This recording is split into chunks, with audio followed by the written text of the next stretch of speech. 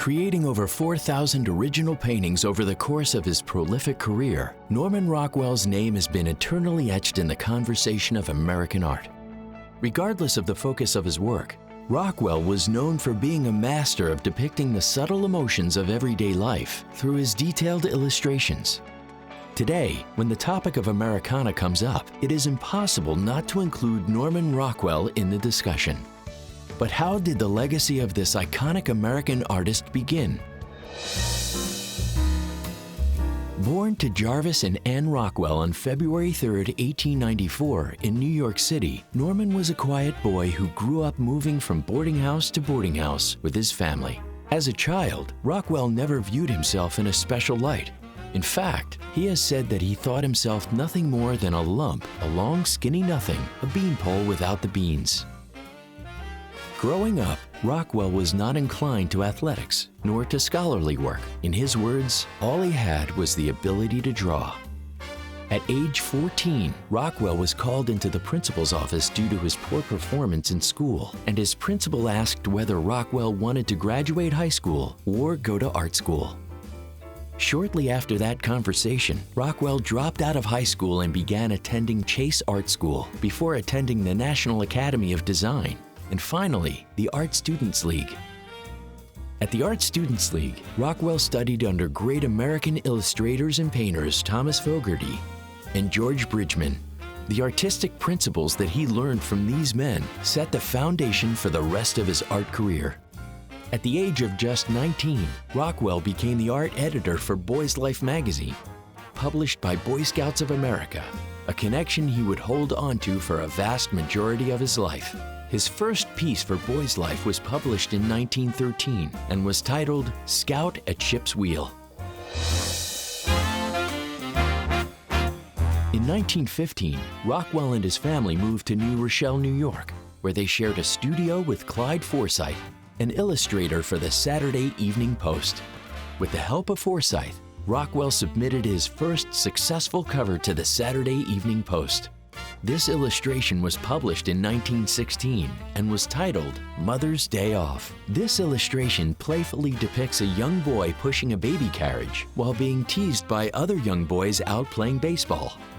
In the following 7 months, the Saturday Evening Post published 5 more Rockwell covers: Circus Barker and Strongman, Gramps at the Plate, Redhead Loves Hattie Perkins, People in a Theater Balcony, and Man Playing Santa.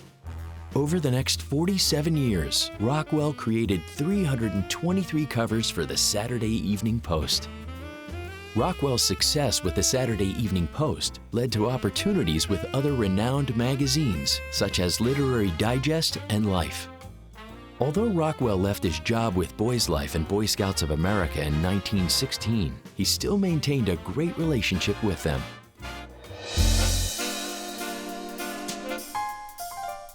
In 1926, he began producing the first of what would be 51 illustrations for the Boy Scouts of America calendar.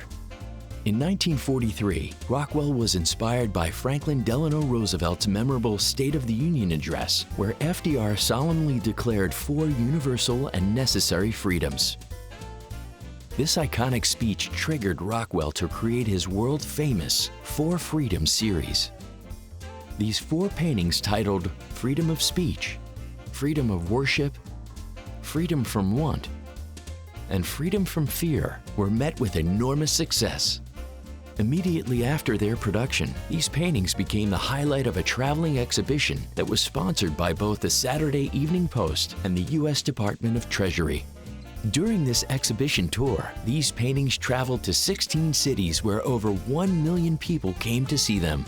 This exhibition raised nearly $133 million in war bonds and stamps, aiding greatly in the World War II war effort. However, shortly after the release and success of the 4 Freedoms paintings, tragedy struck Rockwell when a fire erupted which destroyed his studio, burning many of his props, costumes, and original paintings inside. Rather than acting as a setback, this tragedy actually caused Rockwell to grow as an artist. At this point, the focus of Rockwell's painting shifted. now depicting modern characters existing in modern settings and dealing with events that were taking place at the time.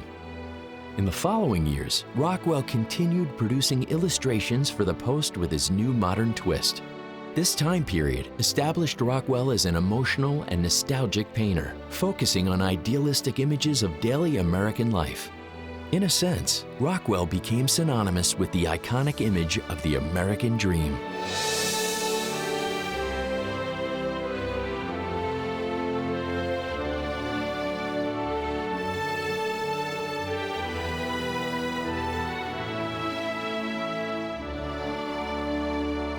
This changed in 1963 when Rockwell ended his 47-year relationship with the Saturday Evening Post and began making covers for Look magazine. At this point, Rockwell's work entered a third phase and his focus shifted once again, this time towards bigger social issues, including civil rights and poverty. His most notable work of this time and one of the most potent of his career is The Problem We All Live With, centered around Ruby Bridges and desegregation. Norman Rockwell passed away on November 8th of 1978 in Stockbridge, Massachusetts. To this day, Norman Rockwell is known as one of the greatest American illustrators and painters of all time, and his legacy continues to live on and inspire new generations of artists. Norman Rockwell's impact stretched far beyond painting and illustrating.